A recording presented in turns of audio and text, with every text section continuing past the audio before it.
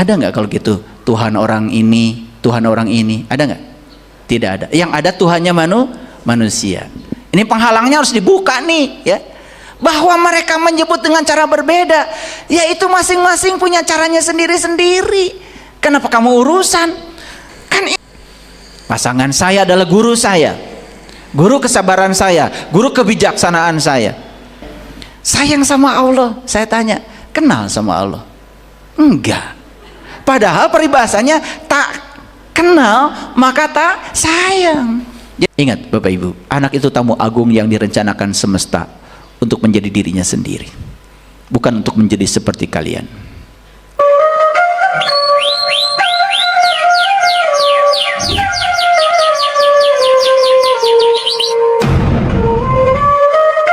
Nih, kalian yang suka menghina orang lain, kalian tuh menghina karena kalian tidak tahu. Makanya hinaan itu kan opini pribadi yang dilontarkan pada orang lain. Oleh karena itu saya kasih tahu ilmunya. Kalau kita dihina orang, cukup kita pahami orang itu tidak tahu saya. Jadi buat apa direspon?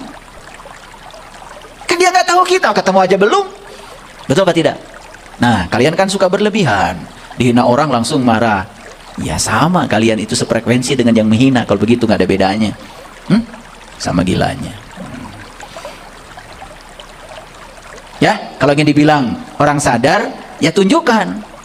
Orang sadar itu tidak pernah mau berantem sama orang yang tidak sadar, karena tahu orang itu tidak sadar. Kalau kalian sama-sama berantem, kan kalian sama-sama tidak sadar. Tanu cager, nanu mana? Oke, karena kajian kita ini ya agak berat, jadi saya menitik beratkan, coba konsentrasi.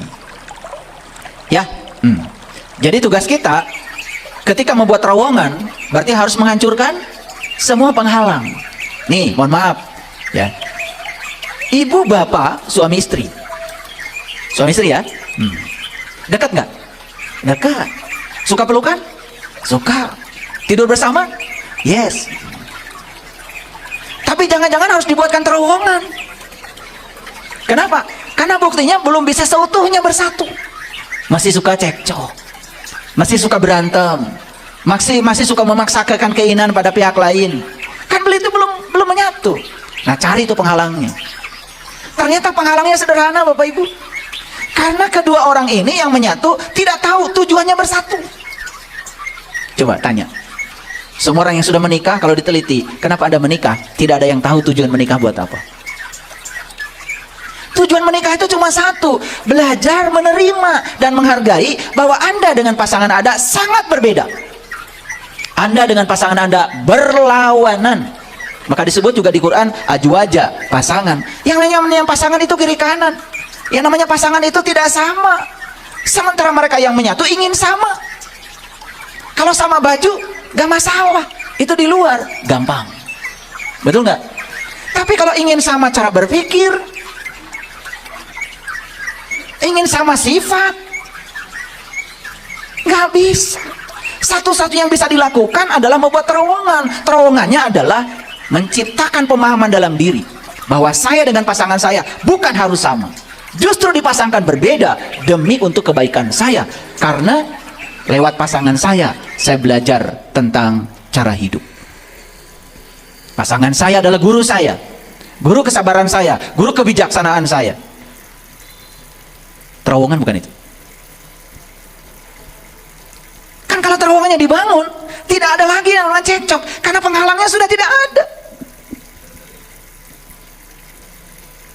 Oke. Membuat terowongan itu pasti menembus kegelapan, bukan? Ya toh? Karena terowongan pasti di bawah permukaan tanah. Tetapi di ujung terowongan selalu ada cahaya. Setuju? Setuju? Ya, saat membuat terowongan pasti kita melewati kegelapan, tapi percaya di ujung terowongan ada cahaya. Kalau kita punya keberanian untuk menerobos penghalang itu, akan sampai di ujung. Begitu sampai di ujung, kita baru sadar bahwa sebetulnya kita berangkat dari satu titik ke titik yang berikutnya, itu sama kondisinya. Jadi terowongan silaturahmi ini adalah penghubung kasih sayang. Kan terowongan silaturahmi. Terowongan itu penghubung, silaturahmi itu dari silat. Rahmi itu kasih sayang. Jadi saya yakin ya, pemerintah ini membuat terowongan silaturahmi ini karena ini kasih sayang di antara kita ini masih ada penghalang. Betul nggak? Ada penghalang. Dan penghalangnya harus dihancurkan.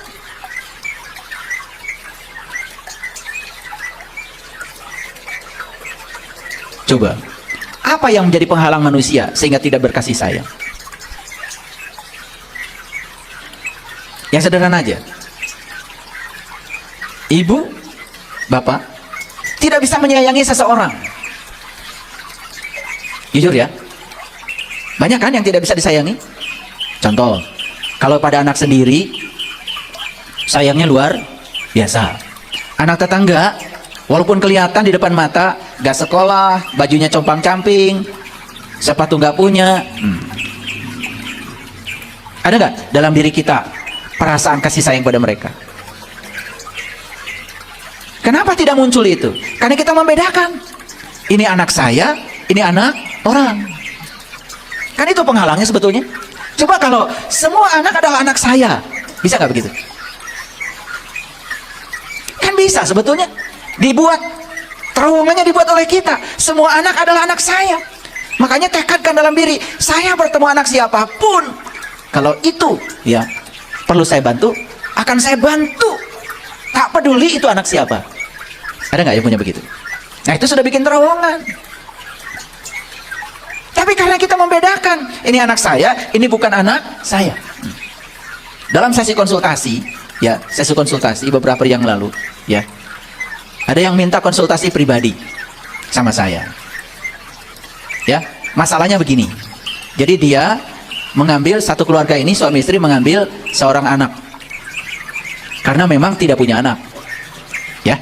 Nah ketika mengambil anak ini, ternyata anak ini perilakunya tidak seperti yang diinginkan oleh ayah ibunya yang mengambil. Nah, setiap kali dia melakukan perilaku yang tidak sama dengan keinginannya, selalu terlontar kata-kata yang menyatakan bahwa kamu bukan anak kami. Saya bilang, daripada kamu melakukan itu di usia anak seperti ini, lebih bagus kamu dulu tidak ngambil.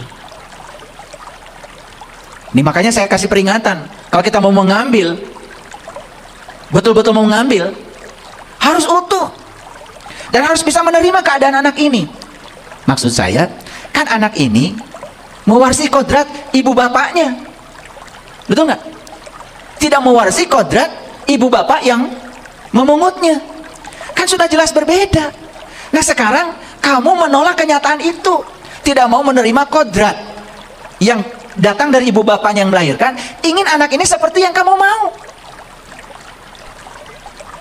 Masalahnya bukan di anak ini, masalahnya di kalian. Jadi saya hantam ini orang berdua nih, sampai menangis.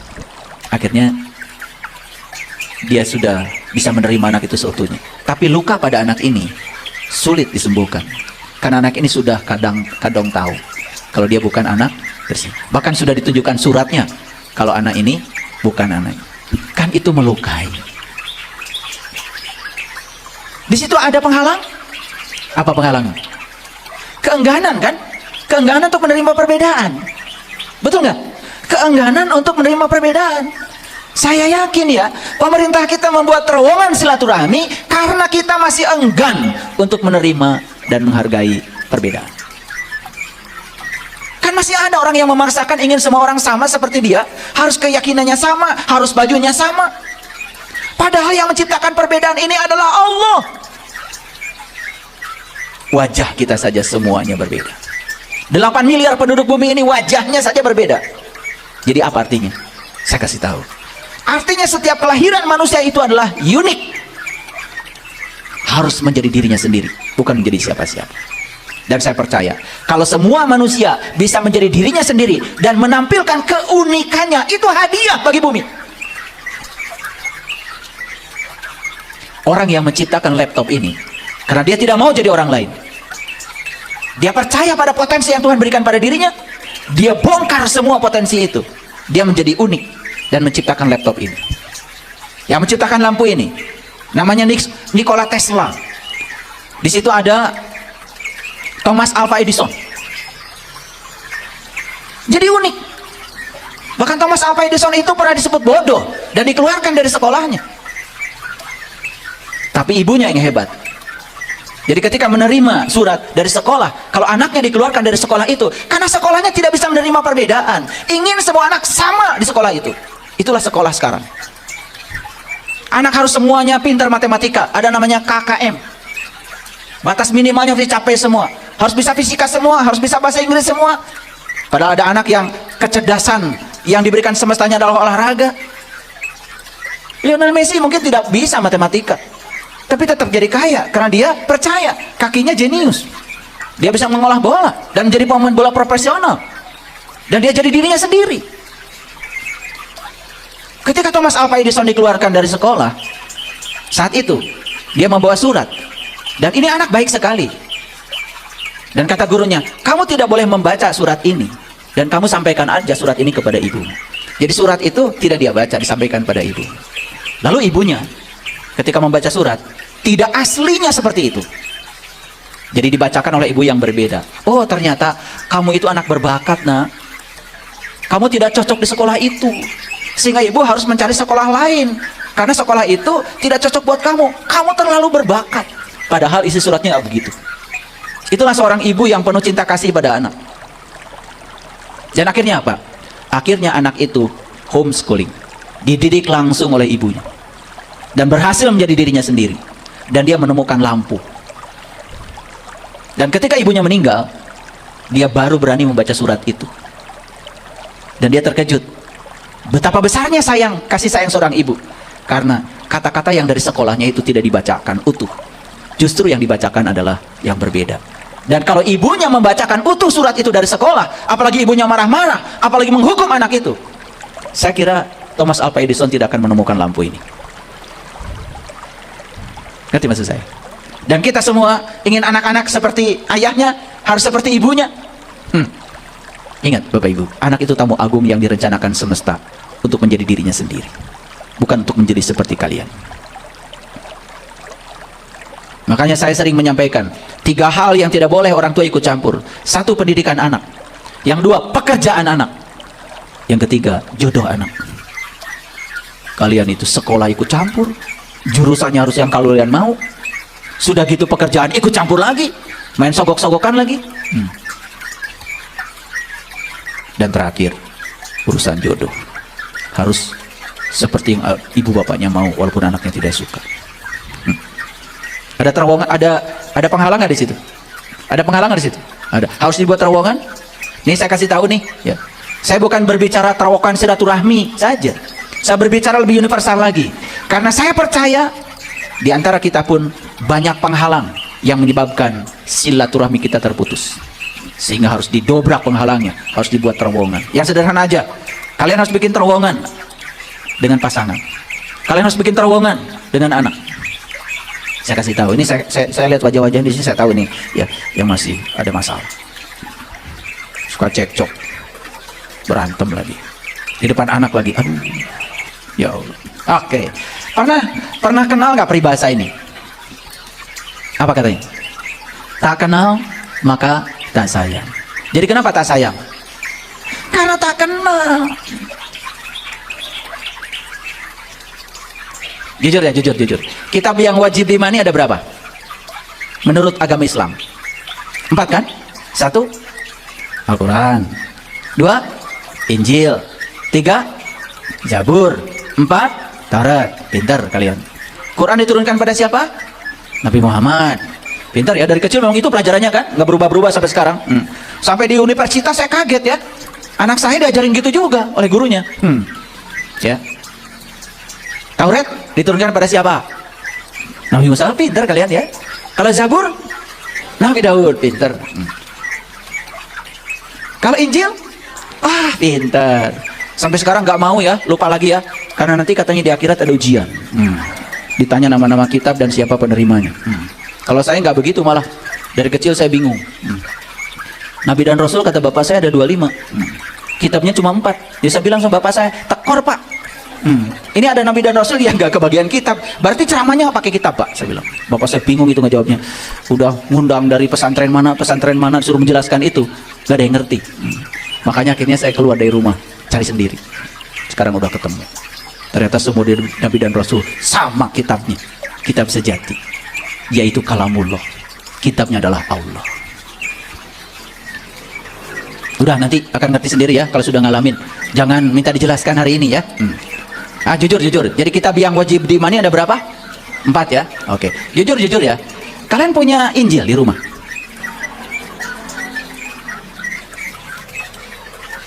Katanya wajib diimani.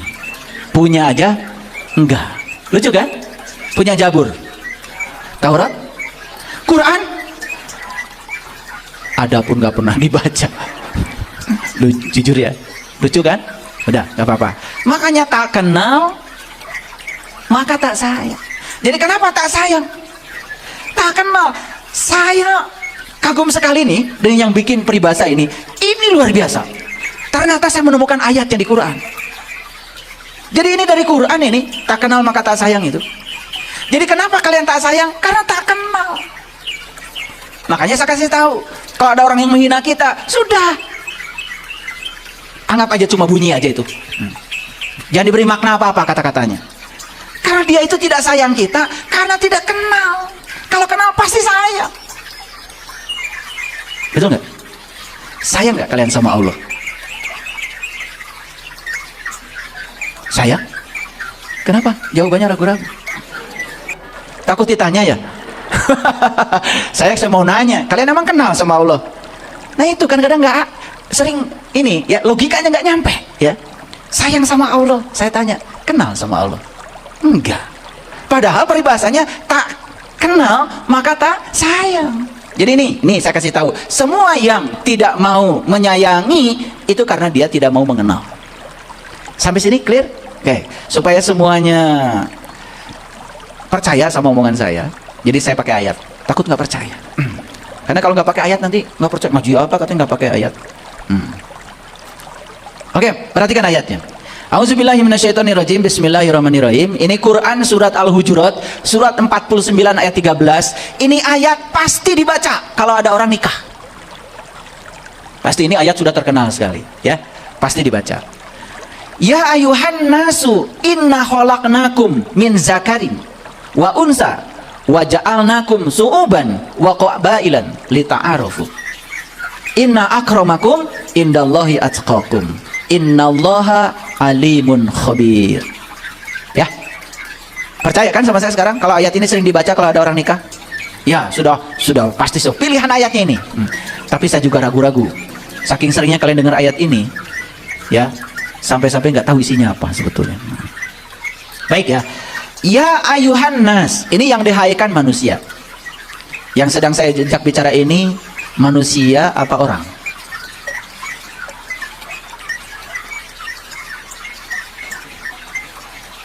Manusia apa orang? Sama. Enak aja. Kalian kalau kenalan, coba perkenalkan tadi. Saya berasal dari Garut. Kenapa bilang dari Garut? Karena saya dilahirkan di Garut, fisik. Karena kalau saya bilang, Bapak Ibu, saya berasal dari Allah. Banyak yang nggak ngerti kan? Padahal itu benar nggak? Benar kan? Makanya yang berasal dari Garut itu orang apa manusia? Orang, disebutnya juga orang Garut. Betul apa tidak? Iya. Jadi manusia ini orang yang sudah sadar sebetulnya, yang sudah mencapai sisi kemanusiaannya. Orang yang sudah mencapai sisi kemanusiaannya, itulah manusia. Makanya Quran surat terakhir itu surat An-Nas, bukan surat orang. Surat manusia, betul nggak? Makanya di situ yang paling inti di Quran surat An-Nas adalah Qul a'udzu birabbin nas. Aku berlindung pada Tuhannya manusia. Ini orang Islam apa orang Kristen?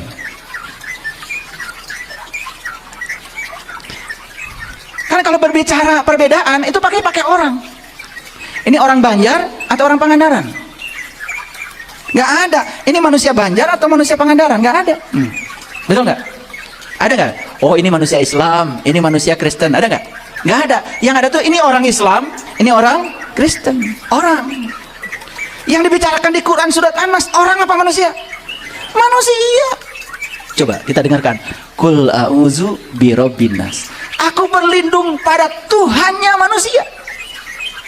Ini orang Islam nih, diajarkan oleh Quran, kita berlindung pada Tuhannya manusia. Jujur ya, orang Kristen manusia. Berarti ada Tuhannya? Ada. Orang Hindu manusia? Oke, ada Tuhannya? Ada. Orang Konghucu manusia? Ada Tuhannya? Ada. Orang Buddha manusia? Ada Tuhannya? Orang ateis manusia? Ada Tuhannya? Ada. Mau ngaku mau enggak terserah, tapi pasti ada. Paham maksud saya? Jadi ada nggak kalau gitu Tuhan orang ini ada nggak? Tidak ada. Yang ada Tuhannya manusia. Ini penghalangnya harus dibuka nih ya, bahwa mereka menyebut dengan cara berbeda, yaitu masing-masing punya caranya sendiri-sendiri. Kenapa kamu urusan? Kan ini ya, ini di Bandung mah cai, Bu. Tapi kalau bilang di Eropa ya, kamu pengen apa? Hoyong cai, mulai mere. Betul nggak? Ya, kan di sana ngomongnya harus saya ingin water. Paham ya? Baru dikasih. Ngerti maksud saya? Padahal kan barangnya sama. Ini harus dihancurkan, ini penghalangnya. Karena kita merasa seakan-akan Tuhan kita itu beda dengan Tuhannya yang lain. Percaya dengan logika yang masuk akal, tidak mungkin ada seorang pun di dunia yang pengen Tuhannya nomor 2. Semua pengen Tuhannya maha, yang bisa menjamin kehidupannya. Setuju gak dengan saya? Makanya gini ya, yang bilang ini water dengan yang bilang cai pasti berantem sebelum ketemu barangnya. Itu enggak? Kata orang Eropa, cek orang ge ieu teh water. Cek orang Garut lain, cek aing ge cai. Bisa berantem enggak? Nah, tapi begitu ini maksudnya, oh ternyata sama, pasti pelukan. Betul enggak? Nah, masalah kita itu kita cuman sampai di namanya, gak tahu barangnya, makanya kita berantem. Lalu kasih sayang tidak nyambung. Makanya harus dibuat terowongan. Disitulah ya para ulama, ahli-ahli ilmu, para tokoh-tokoh agama itu harus bisa menyatukan, membuat terowongan, bukan malah justru mempertebal terowongan itu dengan penghalang.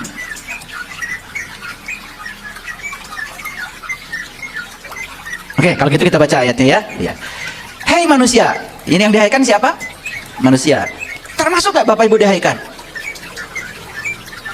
Bingung lagi ya, bingung lagi. Mulai bingung ya. Kenapa sih tidak berani mengatakan saya gitu kan?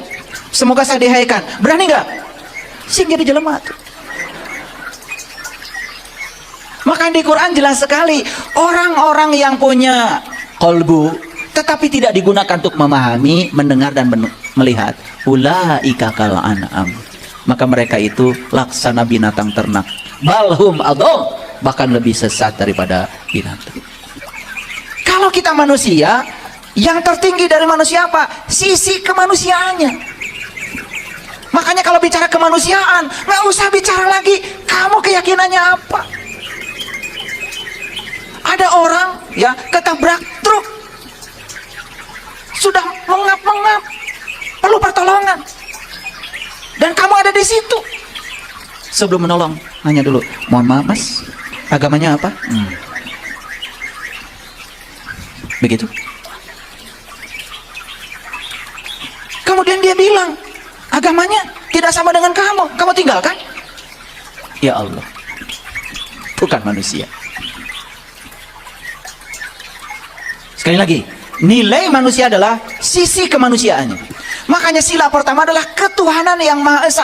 Kalau orang sudah sadar akan kehadiran Tuhan dalam dirinya, orang yang sadar akan kehadiran Tuhan dalam dirinya pasti punya sisi yang kedua, namanya sisi kemanusiaan. Kemanusiaan yang adil dan beradab.